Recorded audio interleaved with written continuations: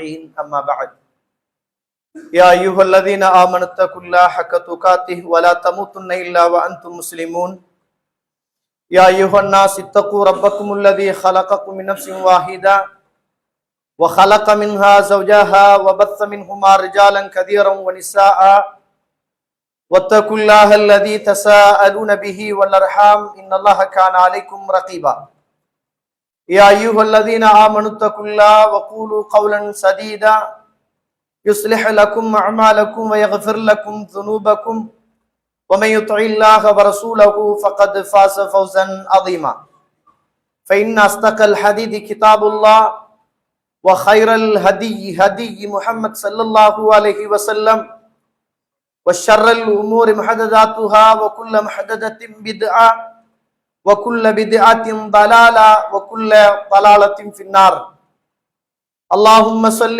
على محمد وعلى آل محمد كما صليت على إبراهيم وعلى آل إبراهيم إنك حميد مجيد எல்லாம் வல்ல அல்லாஹ்வுடைய திருநாமம் போற்றி ஆரம்பம் செய்கின்றேன்.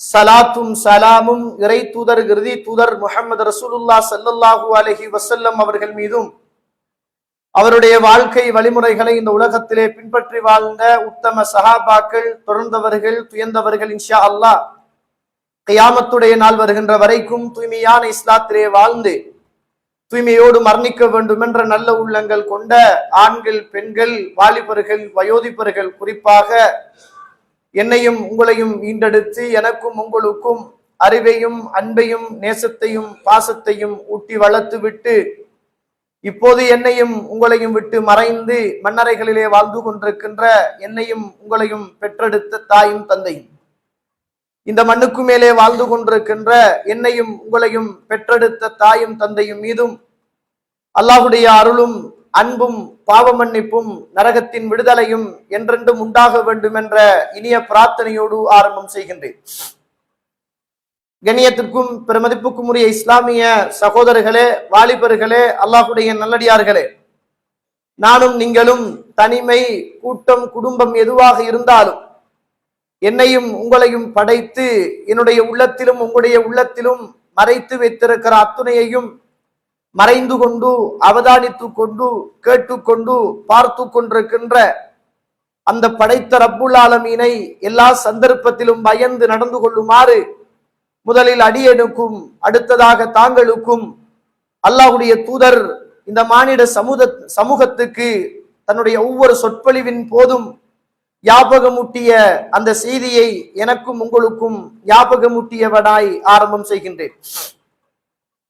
கண்ணியத்துக்குரிய இஸ்லாமிய உறவுகளே, அல்லாஹ்வுடைய நல்லடியார்களே, அல்லாஹு தஆலா இந்த உலகத்தில் கோடான கோடி படைப்பினங்களை அல்லாஹு தஆலா படைத்து அந்த படைப்பினங்களில் எல்லாம் சிறந்த படைப்பினமாக அல்லாஹு தஆலா மனித சமூகத்தை படைத்து அந்த மனித சமூகத்துக்கு அல்லாஹு தஆலா அவன் விரும்புகிற மார்க்கமாகிய இஸ்லாத்தை கொடுத்து அந்த இஸ்லாத்தை இந்த உலகத்தில் சரியாக சொல்லுவதற்காக அவனால் இந்த உலகத்தில் அந்தந்த சமூகத்திலே இருந்து நபிமார்களை அல்லாஹுவாக தெரிவு செய்து அவர்களை கொண்டு அல்லாஹு தஆலா நன்மைகளை ஏவி தீமைகளை தடுத்து அவர்களுக்கு அல்லாஹு தஆலா வேதங்களை கொடுத்து அந்த அடிப்படையில் இந்த உலகத்தில் வாழ்பவர்கள் உலகத்திலும் நல்லவர்கள், அவருடைய மௌத்துக்கு பின்னர் உள்ள வாழ்க்கையிலும் அவர்கள் சிறந்தவர்கள், நல்லவர்கள் என்பதை அல்லாஹ் ரப்புல் ஆலமீன் அல் குர்ஆன் ஊடாக அஸ்ஸுன்னா ஊடாக எனக்கும் உங்களுக்கும் தெளிவுபடுத்துகிறான்.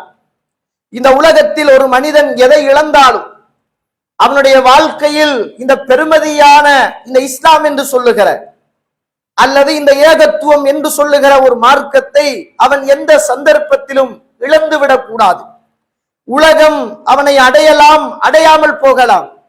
உலகத்தில் உள்ள வாழ்வு அவனுக்கு சாதகமாக இருக்கலாம் அல்லது பாதகமாக இருக்கலாம். ஆனால் இந்த இஸ்லாம் என்று சொல்லுகிற இந்த பெருமதியான மார்க்கம் அவன் இந்த உலகத்தில் அந்த மார்க்கத்தோடு வாழ்வதில் இருந்து அவன் தூரமாக்கி கொள்ளக்கூடாது. அதனாலதான் அல்லாஹு தஆலா இந்த உலகத்தில் நபிமார்களையே அனுப்பினான். அதனாலதான் அல்லாஹு தாலா இந்த உலகத்தில் வேதங்களையே அல்லாஹு தாலா கொடுத்தான். கண்ணியத்திற்குரிய இஸ்லாமிய உறவுகளே, அல்லாஹுடைய தூதர் ஸல்லல்லாஹு அலைஹி வஸல்லம் அவர்கள் நானும் நீங்களும் இருக்கிற இந்த மார்க்கத்துடைய பெருமானம் எவ்வளவு மதிப்புள்ளது என்பதை, நானும் நீங்களும் எதை விரும்புவோமோ அதிலே இருந்து அல்லாஹ்வுடைய தூதர் ஒரு உதாரணத்தின் ஊடாக எனக்கும் உங்களுக்கும் விளங்கப்படுத்துகிறார்கள். அல்லாஹ்வுடைய தூதர் ஒரு உதாரணம் சொல்லி, என்னுடைய மனமும் உங்களுடைய மனமும் எதை நாடி எதை தேடி எதன் பின்னால் ஓடுமோ அதையே அல்லாஹ்வுடைய தூதர் உதாரணமாக சொல்லி, நானும் நீங்களும் இருக்கிற இந்த மார்க்கத்துடைய பெருமானத்தை அல்லாஹ்வுடைய தூதர் விளங்கப்படுத்துகிறார்கள். புகாரியிலே 6538வது செய்தியாக பதிவு செய்யப்பட்ட செய்தி. அல்லாஹ்வுடைய தூதர் விளங்கப்படுத்துகிறார்கள், யுஜாஉ பில் காஃபிர் யௌமல் கியாமா, நாளை மறுமையுடைய நாளையில் ஒரு காஃபிரை அல்லாஹு தஆலா மறுமையுடைய நாளையில் ஒரு இறை நிராகரிப்பாளனான மனிதனை அல்லாஹ் கொண்டு வருவார். அல்லாஹுக்கு இணை வைத்த, அல்லாஹுவை மறுத்த, அல்லாஹுவை மறந்து இந்த உலகத்தில் வாழ்ந்த ஒரு மனிதனை அல்லாஹ் மறுமையுடைய நாளையில் அல்லாஹ் கொண்டு வருவான். இதை நீங்கள் யோசிக்கிற போது அந்த மறுமையுடைய நிகழ்வுகளோடு பாருங்கள். அந்த மறுமையிலே உள்ள அமளிகள், துமளிகள், துன்பங்கள், துயரங்கள், யாரும் யாருக்கும் உதவி செய்ய முடியாத ஒரு பயங்கரமான காலகட்டம். அப்படிப்பட்ட அந்த மறுமையுடைய நிகழ்வுகளோடு இந்த ஹதீஸை சேர்த்து பாருங்கள் சகோதரர்களே. அந்த பயங்கரமான மறுமையுடைய நாளையில், அமளிகளும் துமளிகளும் நிறைந்த மறுமையுடைய நாளையில், யௌம யஃபிருல் மர்உ மின் அஹீஹி வ உம்மிஹி வ அபீஹி, ஒவ்வொரு மனிதனும் தன்னுடைய தாயை கண்டும் தந்தையை கண்டும் விரண்டோடுகிற மிக பயங்கரமான அந்த நாளையில், சூரியன் தலைக்கு மிக சமீபமாக கொண்டு வரப்படுகிற அந்த நாளையில், மனிதன் அவனவன் செய்த பாவத்துக்கு ஏற்ப வேர்வைகளில் தத்தளிக்கிற அந்த நாளையில், யாரும் யாருக்கும் உதவி செய்ய முடியாத அந்த பயங்கரமான அந்த நாளையில் அல்லாஹு தஆலா ஒரு இறை நிராகரிப்பாளரான மனிதனை அல்லாஹ் கொண்டு வருவான். அந்த மனிதனிடத்திலே அல்லாஹ் கேட்பான், தோழனே, மனிதனே, இந்த உலகம், இந்த பூமி அளவுக்கு உனக்கு தங்கம் தரப்பட்டு, இந்த பூமி அளவு உனக்கு சொந்தமான தங்கமாக இருந்து, அந்த தங்கத்தை இப்போது நீ இருக்குகிற இந்த நிலைமைக்கு பகரமாக தப்பித்துக் கொள்வதற்காக இந்த உலகம் முழுக்க இருக்குகிற தங்கத்தை எல்லாம் அதற்கு பகரமாக நீ தர விரும்புவாயா என்று அல்லாஹ் கேட்பானாம். சுப்ஹானல்லாஹ். சாதாரண ஒரு நிலைமை அல்ல தோழர்களே. மறுமையுடைய நாளையில் இந்த உலகம் முழுக்க, அப்படி இந்த உலகத்தில் யார்தான் வாழ்கிறார்கள் சொல்லுங்கள்? இந்த உலகத்திலே உள்ள பெரும் பெரும் உலகம் பேசுகிற தனவந்தர்களை எடுத்துக் கொள்ளுங்கள். அப்படியான ஒரு மனிதன் இந்த உலகத்தில் வாழ முடியாது. இந்த உலகம் முழுக்க, இந்த பூமி நிரம்ப உனக்கு தங்கம் இருந்து, அந்த தங்கத்துக்கு பகரமாக, அந்த தங்கத்தை இப்போது இருக்கிற இந்த நிலைமைக்கு பகரமாக நீ தர விரும்புவாயா என்று அல்லாஹ் அந்த மனிதனிடத்தில் கேட்கிற போது அந்த மனிதன் சொல்லுவானாம், ஆமா, நான் தந்துவிட்டு இப்போது இருக்கிற இந்த சோதனை நிறைந்த இந்த நேரத்தில் தப்பித்துக் கொள்ள தயாராக இருக்கிறேன் என்று அந்த மனிதன் சொல்லுவானாம். அப்போது அல்லாஹ் சொல்லுவானாம், தோழனே, அதை விடவும் மிக லேசான, மிக எளிமையான ஒன்றைத்தானே இந்த உலகத்தில் வாழுகிற போது எனக்கு எதையும் இணை துணை ஆக்காமல் நீ வாழ வேண்டும் என்றுதானே உன்னிடத்தில் நான் கேட்டேன் என்று அல்லாஹ் ரப்புல் ஆலமீன் சொல்லுவானாம். சுப்ஹானல்லாஹ். கண்ணியத்திற்குரிய இஸ்லாமிய உறவுகளே, கிளிப்பிள்ளைக்கு சொல்லுவதை போல அல்லாஹ்வுடைய தூதர் மறுமையில் இந்த உலகத்தில் இறைவனை மறுத்து வாழ்ந்த மனிதனுடைய நிலைமை எப்படியாக இருக்கும் என்பதை ஒரு உதாரணத்தோடு அல்லாஹ்வுடைய தூதர் விளங்கப்படுத்துகிறார்களாக இருந்தால், நானும் நீங்களும் இருக்கிற இந்த இஸ்லாம் என்பது, இந்த ஏகத்துவம் என்பது, அதனுடைய பெருமானம் எவ்வளவு மிக பிரதானமானது என்பதை நானும் நீங்களும் மறந்து விடக்கூடாது. கண்ணியத்திற்குரிய இஸ்லாமிய உறவுகளே, இந்த உலகத்திலேயே அல்லாஹ் ரப்புல் ஆலமீன் அனுப்பப்பட்ட நபிமார்கள் என்ன பணிகளை செய்தார்களோ, எதன் பக்கம் மக்களை அழைத்தார்களோ, அதை சரியாக ஒரு மனிதன் அறிந்து தெரிந்து வாழ்வதில் தான் அந்த மனிதனுடைய மறுமையின் வெற்றி இருப்பதாக அல் குர்ஆன் சொல்கிறது. அல்லாஹு தஆலா அல் குர்ஆன் நீங்கள் பார்க்கலாம், அல்லாஹு தஆலா பேசுகிற போது சூரத்து நஹ்ல் 16வது அத்தியாயத்தின் 36வது வசனத்திலே அல்லாஹு தஆலா இந்த உலகத்துக்கு நபிமார்களை அனுப்பிய நோக்கத்தை சொல்லுகிறான். இந்த உலகத்தில் நபிமார்கள் அனுப்பப்பட்ட நோக்கத்தை பற்றி இறைவன் சொல்லுகிற போது, வலகத் பஅஸ்னா ஃபீ குல்லி உம்மத்தின் ரசூலா, நாம் ஒவ்வொரு சமூகத்துக்கும் அந்தந்த சமூகத்திலே இருந்து ரசூல்மார்களை நாம் அனுப்பினோம். அந்த ரசூல்மார்கள் சொன்ன வார்த்தைகள் என்ன என்றால், அன் அபுதுல்லாஹ் வஜ்தனிபுத் தாகூத், நீங்கள் அல்லாஹுவை மாத்திரம் வணங்க வேண்டும், அல்லாஹ் அல்லாத எதையும் நீங்கள் அவனுக்கு இணையாக நீங்கள் வைக்க கூடாது. அல்லாஹு தஆலா அல் குர்ஆன் சூரத்துல் அராஃப் 59, 60, 61வது வசனம் இந்த உலகத்தில் அனுப்பப்பட்ட நூஹ் அலைஹிஸ்ஸலாத்து வஸ்ஸலாம் அவர்களை பற்றி அல்லாஹ் அல் குர்ஆனில் சொல்லுகிற போது, லகத் அர்ஸல்னா நூஹன் இலா கௌமிஹி, நூஹ் அலைஹிஸ்ஸலாத்து வஸ்ஸலாம் அவர்களை அவருடைய சமூகத்துக்கு நாம் ரசூலாக அனுப்பிய போது, கால யா கௌமி, அவர் அந்த சமூகத்தை பார்த்து சொல்கிறார், உஅ்புதுல்லாஹ், அல்லாஹ்வை நீங்கள் வணங்குங்கள். கால யா கௌமி உஅ்புதுல்லாஹ் மா லக்கும் இலாஹும் மின் கைரி, அல்லாஹ்வை தவிர உங்களுக்கு வேறு யார்தான் தெய்வங்களாக கடவுள்களாக இருக்க முடியும்? அந்த அல்லாஹ்வை நீங்கள் வணங்குங்கள். இந்த உலகத்தில் அல்லாஹு தஆலா ஆது கூட்டத்துக்கு ஹூத் அலைஹிஸ்ஸலாத்து வஸ்ஸலாம் அவர்களை அல்லாஹு தஆலா அனுப்பினான். சூரத்துல் ஆராஃப் 7வது அத்தியாயம் 65வது வசனத்தில் இறைவன் பேசுகிற போது, வைலா ஆதின் அகாஹும் ஹூதா, இந்த உலகத்தில் ஆது கூட்டத்துக்கு அவர்களுடைய சகோதரர் ஹூத் அலைஹிஸ்ஸலாத்து வஸ்ஸலாம் அவர்களை நாம் அனுப்பினோம். கால யா கௌமி உஅ்புதுல்லாஹ், அவர் தன்னுடைய சமூகத்தை அழைத்து சொன்ன வார்த்தை என்ன தெரியுமா?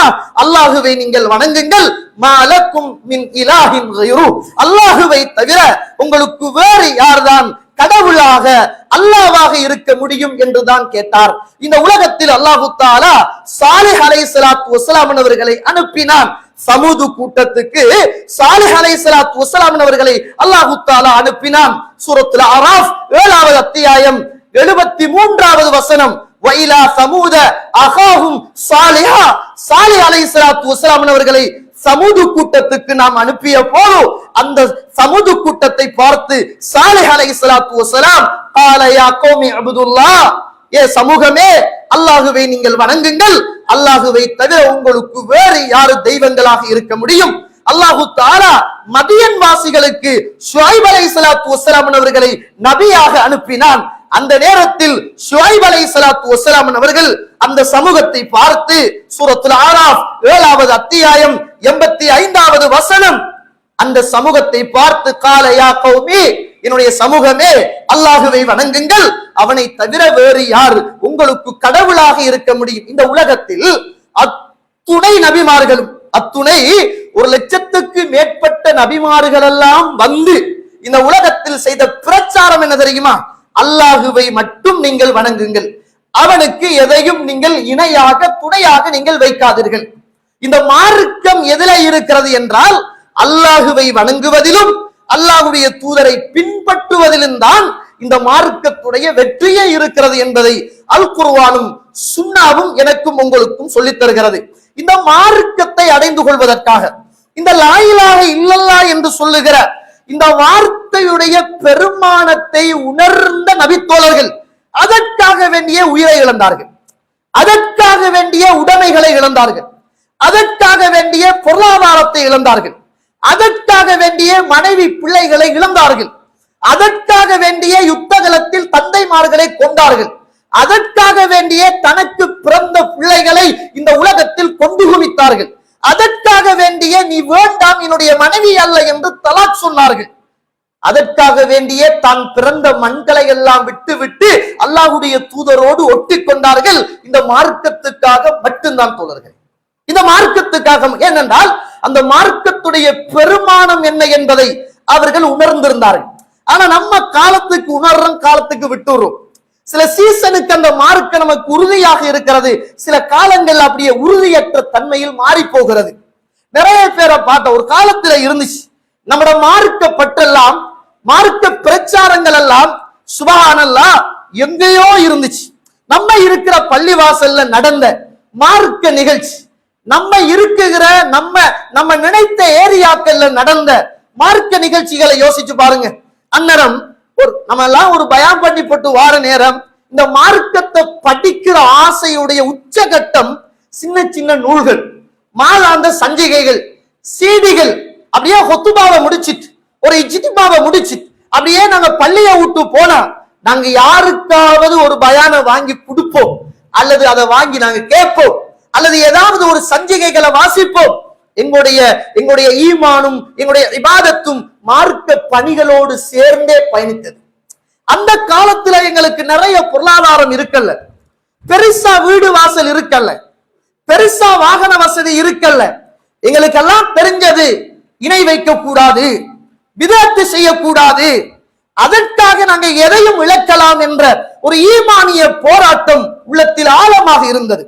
அதற்காக தொழிலை இழந்தோம், கடைகளை மூடினோம், நாங்கள் இருக்கிற வீடுகளை, நாங்கள் இருக்கிற ஊர்களை விட்டு இன்னும் ஒரு ஊரில் ஒரு பயான் நிகழ்ச்சி என்றால் அங்கு பஸ்ல ஏறி கஷ்டப்பட்டு திருவில்ல ஏறி ஒரு ஆளுக்கு இருந்த ஒரு பழைய வாகனத்துல எல்லாரும் சேர்ந்து சல்லி போட்டு அதுக்கு போயிட்டு ஜாமத்துல வந்து நாங்க தூங்கினா சுபகு பாலாகிடும் என்று பயந்து சுபகையும் தொழுதுட்டு தூங்கியவர்கள் நாங்கள். இந்த மார்க்கத்தை படிக்கணும், இந்த மார்க்கத்துல உறுதியாக இருக்கணும், எப்பையும் நல்லதை கேட்கிற போதுதான் எங்களை நாங்கள் இந்த மார்க்கத்துக்குள் வைத்துக் கொள்ளலாம் என்ற அவாவும் ஆசையும் இருந்தது தோழர்களே. இன்றைக்கு அந்த காலத்துல பள்ளிவாசலும் பெருசா இல்லை, ஏகத்துவ பள்ளிவாசல்களும் பெருசா இல்லை. வீடுல வச்சாங்க பயான்கள், எதிர்ப்புகளுக்கு மத்தியில, ஊர் பிரச்சனைகளுக்கு மத்தியில வீட்டுல கிளாஸுகள் நடத்தினாங்க. மொளைமார கொண்டு வந்து பக்கத்து வீட்டுல உள்ளவர்களை கூப்பிட்டு மார்க்கத்தை சொல்றதுக்கு தந்த சொந்த சல்லியில இருந்து மோளைமார்களுக்கு கொடுத்து அல்லது வாரவர்களுக்கு டீ பிளேண்டி ஊத்தி கொடுத்து இந்த மார்க்கம் எப்படியாவது மற்றவர்களுக்கும் போய் சேர வேண்டும் என்பதற்காக தொழிலை இழந்து வீட்டில என்ன செஞ்சாங்க, இந்த பாடத்தை நடத்தினாங்க.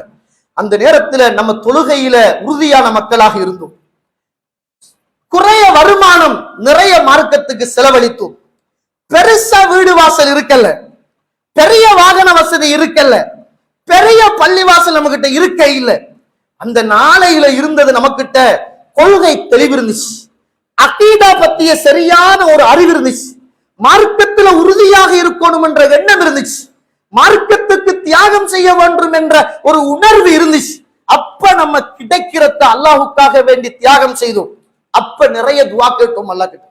என்ன துவா தெரியுமா? யா அல்லாஹ், நீ நிறைய சொத்தை தரணும், வாகனத்தை எனக்கு தரணும், வாகனத்தை தந்தா நான் உண்ட பாதையில போறதுக்காக நிறைய அதை பயன்படுத்துவேன், நீ நிறைய சல்லியத்தா சொத்தத்தா அப்படி தந்தாயண்டா இந்த மார்க்கத்தை உயிர்ப்பிப்பதற்காக நான் நிறைய என்ன செய்வேன், உன்னுடைய பாதையில தர்மம் செய்வேன், எனக்கு நிம்மதியான ஒரு வீட்டைத்தா, நல்ல மனைவியத்தா, நல்ல பிள்ளைகளைத்தா, மார்க்கத்தின் பற்றைத்தா அப்படின்னு அல்லாஹ் கிட்ட நிறைய துவா கேட்டோம். அப்ப அல்லாஹு தஆலா நமக்கு சொத்து சுகம் வீடு வாசல் பெரிய நகை தோட்டம் துறவுகள் காணி பூமி வாகனம் இதெல்லாம் அல்லாஹ் தரல. அப்ப நம்ம கிட்ட சரியான இந்த மார்க்கத்துல ஒரு உறுதி இருந்துச்சு, ஒரு ஸ்ட்ராங் தன்மை இருந்துச்சு. ஆனா கேட்டுக்கிட்டோம் இருந்தோம், அல்லாஹ் அப்ப நமக்கு தரல தோழர்களே. அல்லாஹு தஆலா எந்த அளவுக்கு என்றால், எங்கட ஊர்ல ஒரு பள்ளிவாசல் வரணும், சுன்ன அடிப்படையில நடக்கணும், அதுக்காக நாங்க தியாகம் செய்யணும் அல்லாஹ் கிட்ட கேட்டோம். அப்ப அல்லாஹ் ஊர்ல பள்ளியையும் தரல, சொத்து சுகத்தையும் தரல, வாகன வசதியையும் தரல, நிறைய பொருளாதாரத்தையும் தரல. குறைவான பொருளாதாரம், அங்காடி வியாபாரிகள், சின்ன சின்ன தொழில்கள், பெரிய பெரிய தர்மங்கள், குர்ஆன் ஓதுவது அதிகம், துவா கேட்பது அதிகம், இமாம் ஜமாத்துக்கு பள்ளியோடு வருவது அதிகம், சுன்னா பள்ளியை தேடி தேடி தேடி சுபஹு தொழுவதற்கும் லுஹர் தொழுவதற்கும் அஸர் தொழுவதற்கும் ஓடினோம். பிதஅத்தான சபைகளிலே விட்டு விட்டு புறக்கணித்தோம். சொந்த குடும்பத்தில் கல்யாணம் நடக்கிற போது, மார்க்கத்துக்கு முரணான அனாச்சாரம் வருகிற போது அதை விட்டு தூரமாகினோம். குடும்ப உறவுகளை இழந்தோம். இந்த மார்க்கத்துக்காக என்ற ஒரு உணர்வு மனசுல ஆழமாக இருந்துச்சு. அப்ப எங்கள்கிட்ட குறையத்தான் இந்த உலகம் இருந்துச்சு. அப்ப நிறைய துவா இருந்துச்சு. அல்லாஹு தாலா அப்ப கேட்ட பிரார்த்தனையை இப்ப தந்துட்டான். பள்ளிவாசல தந்துட்டான். வீடு வாசல் சொத்து சுகம் தோட்டம் துறவுகள் மனைவி பிள்ளைகள் எல்லாத்தையும் அள்ளி தந்துட்டான் தோழர்களே. ஆனால் எங்க ஊர்ல பள்ளிவாசலும் வந்துட்டு அள்ளி தந்துட்டான். அப்ப இருந்த கொள்கை உறுதி, இந்த மார்க்கத்தை கேட்கிற உணர்வு இப்ப நம்ம கிட்ட இல்லை. ஆனா அப்ப கேட்டத்தை எல்லாம் அல்லாஹ் ரப்புல் ஆலமீன் இப்ப நமக்கு நிரப்பமாக தந்திருக்கிறான். யோசிச்சு பாருங்க, நீங்க அப்ப இருந்த நிலைமை, அப்ப இருந்த பொருளாதாரம், அப்ப இருந்த வாகனம், அப்ப இருந்த வீடு வாசல், யோசிச்சு பாருங்க. அல்லாஹ் அன்று கேட்டதை இன்றைக்கு நிறைய நிரப்பமா தந்துட்டான். ஆனா நம்ம அன்றைக்கு இருந்துட்டு கேட்டமே அந்த உறுதி இப்ப நம்ம இழந்துட்டோம் தோழர்களே. நிறைய பேருக்கு இப்ப நமக்கு விதயத்தை பத்தி கணக்கு இல்லை, விதத்தான சபைகளை பத்தி நமக்கு கணக்கு இல்லை, விதத்தான பள்ளிக்கு போறது அதை பத்தியே ஒரு மைண்ட் செட்டிங் இல்ல. நமக்கு மார்க்கத்துல உறுதி பிரச்சனை அல்ல. இந்த ரோட்டை மறைச்சு ஊருக்கு சொன்னவர்கள் நாங்கள் ஏகத்துவத்தை. ஆனா இன்றைக்கு என்னோட பள்ளியோட சுருங்கி விரும்பினவங்க வாங்க போஸ்டர் அடிச்சு வாட்ஸ்அப்ல போட்டுட்டு பேஸ்புக்ல போட்டுட்டு நம்ம என்ன செய்யறோம், ஒரு பள்ளியில தலைவரா செயலாளரா இருந்தா என்ன பயம் வைக்கலையா, அதானே ஒரு பயம் வைக்கணுமே என்ற உணர்வு வந்தா அடிக்கிற போஸ்டர் ஒரு மௌலவியை கூப்பிடுற அனுப்பிடுற, விரும்பினாக்கள் வாங்க விரும்பினாக்கள் போங்க. கண்ணியத்துக்குரிய இஸ்லாமிய உறவுகளே, அல்லாஹ்வுடைய நல்லடியார்களே, அல்லாஹ் அருள் செய்தவர்களை தவிர அன்றைக்கு இருந்த உறுதியோடு உள்ளவர்கள் இன்றைக்கும் இருக்கிறார்கள். ஆனா நிறைய பேரு உறுதி குலைந்தவர்களாக இந்த மார்க்கத்தின் பெருமானத்தை மறந்தவர்களாகத்தான் இன்றைக்கு வாழ்ந்து கொண்டிருக்கிறோம் என்பதை நானும் நீங்களும் மறந்துவிடக் கூடாது. மனச்சாட்சியோடு நீங்கள் யோசித்து பார்த்தால் நாங்க எவ்வளவு தூரம் இருக்கிறோம் என்பதை புரிந்து கொள்ள முடியும். அன்றைக்கு மார்க்கத்தை கேட்டு நம்மட ஆடையில மாற்றம், கரண்டைக்கு மேலதான் ட்ரௌசர் உடுக்கோடும் அப்படி என்ற கரண்டைக்கு மேல உடுத்தோம் தோழர்களே. தாடி பெருசா வைக்கோடும் அது சுண்ணா என்று நினைத்து பிரச்சாரம் செய்யப்பட்ட போது தாடி வளர்ப்பதில் ஆசை கொண்டோம். இன்றைக்கு கரண்டைக்குள்ள ட்ரௌசர் வந்துச்சு, தாடியை வெற்றோம், இன்றைக்கு ஒட்ட வெற்றோம். இந்த மார்க்கத்துல ஒரு பெரிய ஒரு பிடிப்பு இல்ல. சுண்ணத்தான நோன்புகள் சுண்ணத்தான இபாதத்துக்கள் அன்னரம் தேடி தேடி பேணி பேணி செய்தோம். தான தர்மங்கள் தெரிந்தும் தெரியாமலும் நிறைய செய்தோம்.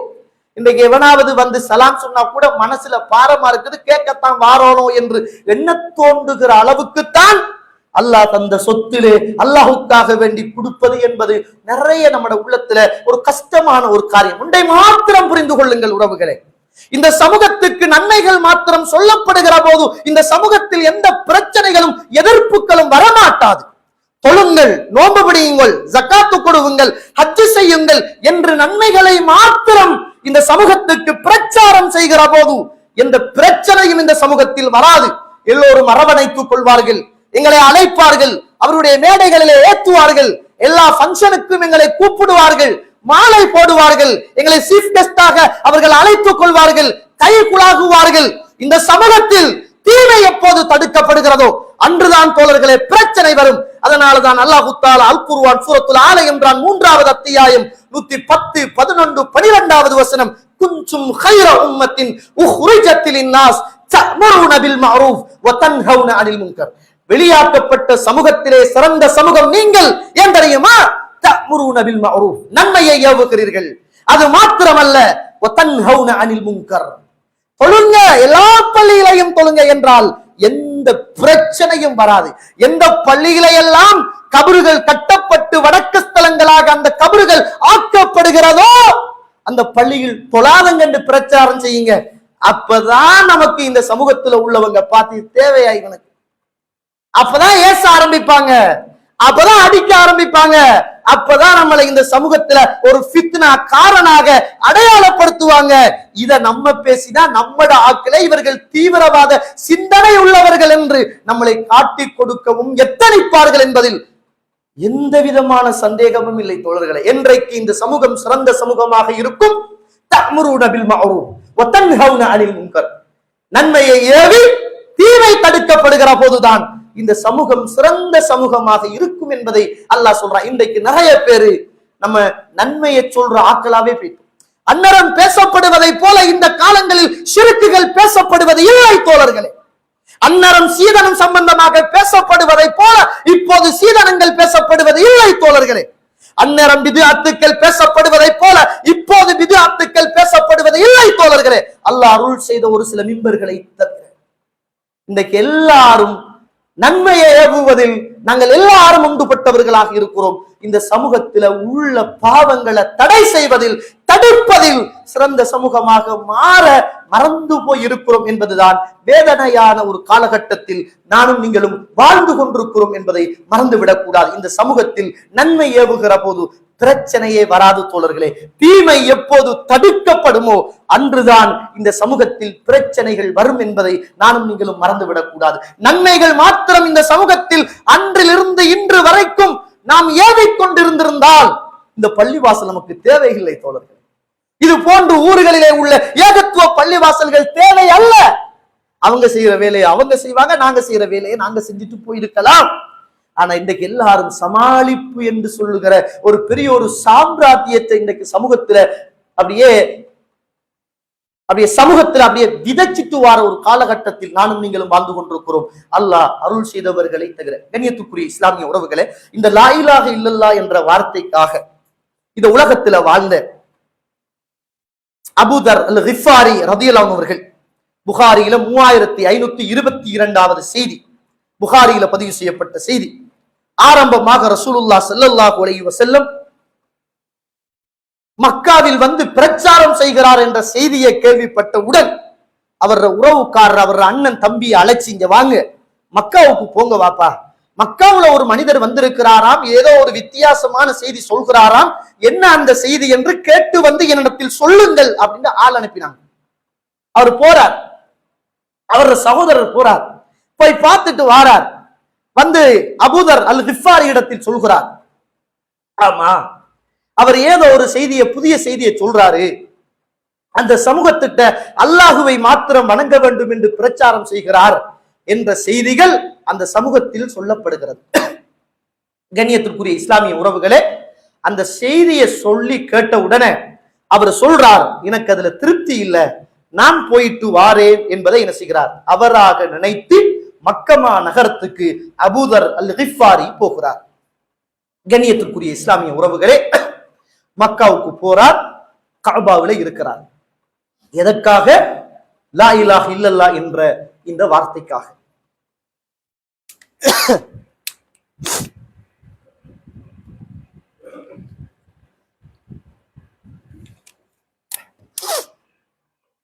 அல்ஹம்துலில்லாஹி ரப்பில் ஆலமீன் வஸ்ஸலாத்து வஸ்ஸலாமு அலா அஷ்ரஃபில் முர்ஸலீன் வ அலா ஆலிஹி வ அஸ்ஹாபிஹி அஜ்மாஈன்.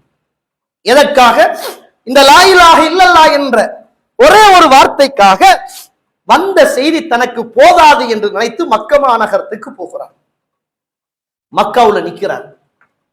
ரசூலுல்லாஹி ஸல்லல்லாஹு அலைஹி வஸல்லம் யாருன்னு தெரியாது. நமக்கு எவ்வளவு இலகுவாக இது கிடைத்திருக்கிறது பாருங்க. ரசூலுல்லாஹ் யாருன்னு தெரியாது.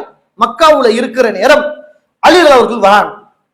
இப்ப இந்த கொழும்புல இருக்கிற ஆட்கள், கொழும்பு இல்லாத ஒரு ஆள் வந்து தொலைக்குள்ள உங்களுக்கு விளங்கிடுகிறது, ஊர் ஆள் இல்லையே என்று விளங்கி அலி அவர்கள் பார்க்கிறாங்க, ஊர் இல்லாத வேறு ஒரு ஊரை சார்ந்தவர் மக்காவில் வந்திருக்கிறார். அப்போது சொன்னாங்க, ஊருக்கு புதுசோ அப்படி என்று அலி அவர்கள் கேட்டார்கள். ஆமாண்டாங்க. அலி அவர்கள் ஏன் வந்தீங்கன்னு கேட்கல, அவரை நான் இதுக்காகத்தான் வந்தேன் என்று சொல்லல. அடுத்த நாள் பார்க்கிறார், அன்றைய காலத்தில் உள்ள நல்ல பழக்கம் நம்மிடத்துல இல்லாத பழக்கம் என்ன தெரியுமா? ஊருக்கு ஒரு ஆள் புதியவராக வந்தால் அவரை யாராவது கூட்டி கொண்டு போய் விருந்து கொடுப்பது கடமை போன்று இருந்த காலம் அந்த காலம்.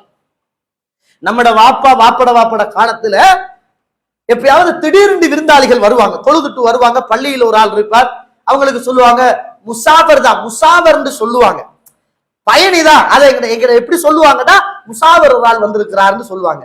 யாராவது ஒரு ஆள் வந்துட்டாருன்னா அவருக்கு உணவு கொடுப்பது அந்த காலத்தில் கடமை போன்று பார்க்கப்பட்ட காலம். 2வது நாள் வாராங்க, உணவுக்கு வாங்க, வீட்டுக்கு விருந்துக்கு போவோம் அப்படின்னு அலிராவும் கூப்பிடுறாங்க. சாப்பாட்டை கொடுத்து அனுப்பிடுறாங்க. கஅபாவுல நிக்கிறார். ஏனென்று கேட்கல, என்னன்னு கேட்கல.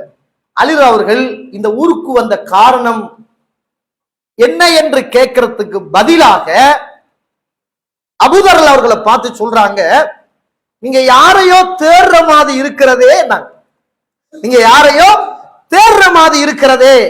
ஆமாண்டார், நான் ஒருவரை தேடித்தான் வந்தேன் அப்படின்றார். அந்த நேரத்தில் அலி சொன்னாங்க, எப்படிப்பட்ட காலம் என்று பாருங்க. அந்த நேரத்துல சொன்னாங்க, எனக்கு பின்னால வாங்க, நீங்க தேடுற மனிதரை நான் காட்டுகிறேன். எனக்கு நீங்க பின்னால வார போது நான் என்ன செய்வேன், அப்படியே முன்னால போவேன். எனக்கு பின்னால நீங்க வாங்க. அப்படி வார நேரம் யாராவது வித்தியாசமான மனிதர்களை கண்டால் என்னுடைய சப்பாத்தை சரி செய்வது போல குனிந்து சரி செய்வேன். நீங்க அப்படியே நிக்காம போயிட்டே இருக்கும். நீங்க நிக்கப்படாது, போயிட்டு எனக்கு பின்னால் வருவது என்று அவர்களுக்கு தெரிந்தால் அடிப்பார்கள். வேண்டாம், நிக்காதீர்கள், அப்படியே போயிட்டே இருங்க. இதை கேட்டு 2 பேருமாக போறாங்க. முன்னால அலி அவர்கள், பின்னால அபூதர் அல் கிஃபாரி அவர்கள் போறாங்க. சில இடத்துல சிலிப்பரை சரி செய்வார், அவர் நிக்காம அப்படியே போவார். இப்படியே போன உடனே அல்லாஹ்வுடைய தூதருடைய வீடு வருகிறது. சொன்னார்கள் அலி ரதி அவர்கள், இதுதான் நீங்கள் தேடிய மனிதருடைய வீடு. அல்லாஹ்வுடைய தூதர்கிட்ட போனாங்க. யார ரசூலுல்லாஹ் என்ன சொல்றீங்கன்னு கேட்டாங்க. அல்லாஹ்வுடைய தூதர் தான் சொல்லுகிற ஏகத்துவ பிரச்சாரத்தை சொன்னார்கள். உடனே மனசு மாறி அல்லாஹ்வுடைய தூதருடைய கரத்தில் இந்த இஸ்லாத்தை ஏற்றுக்கொண்டாங்க. ரசூலுல்லாஹ் சொல்றாங்க, அபூதர்ரே நீங்க ஊருக்கு போங்க. எந்த காலம் என்று பாருங்க, நீங்க ஊருக்கு போங்க. நீங்க ஊருக்கு போய் திரும்ப நீங்க வருகிற ஒரு சந்தர்ப்பம் உங்களுக்கு வரும். இஸ்லாம் இந்த நாடுகளில், இந்த ஊர்களில் பரவி இருக்கும், சிலாகித்திருக்கும். அப்படிப்பட்ட காலத்துல நீங்க வாங்கினாங்க. அபூதர் அல் கிஃபாரி ரதியல்லாஹு அவர்கள் கேட்டுட்டு அப்படியே போறாரு காபாவுக்கு. காபாவுல போய் காபாவுடைய வாசலில் நின்று சத்தமிட்டு அஷ்ஹது அல்லா இலாஹ இல்லல்லாஹ் வ அஷ்ஹது அன்ன முஹம்மதன் ரசூலுல்லாஹ், நான் அல்லாஹ்வை ரப்பாகவும் அல்லாஹ்வுடைய தூதர் முஹம்மதை ரசூலாகவும் நான் ஏற்றுக்கொண்டேன் அப்படின்னு சத்தமிட்டு சொன்னாங்க. சுபஹானல்லாஹ்.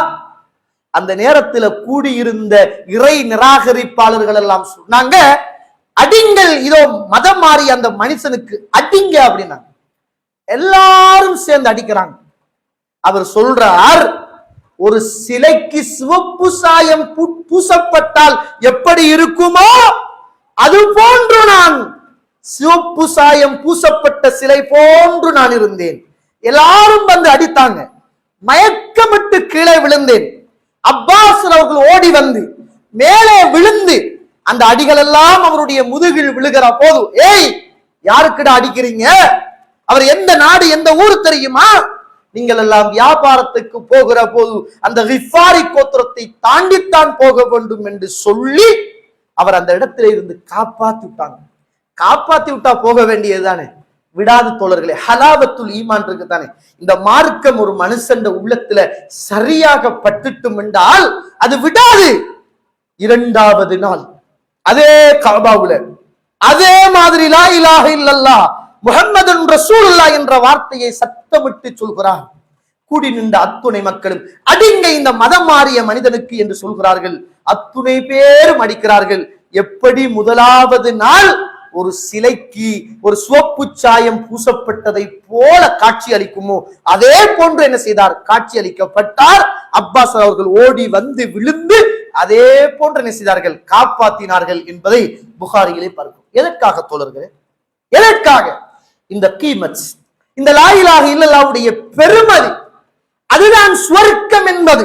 அதற்காக எதையும் இழக்கலாம் என்பது அவருடைய உள்ளத்தில் ஆழமாக இருந்தது தோழர்களே.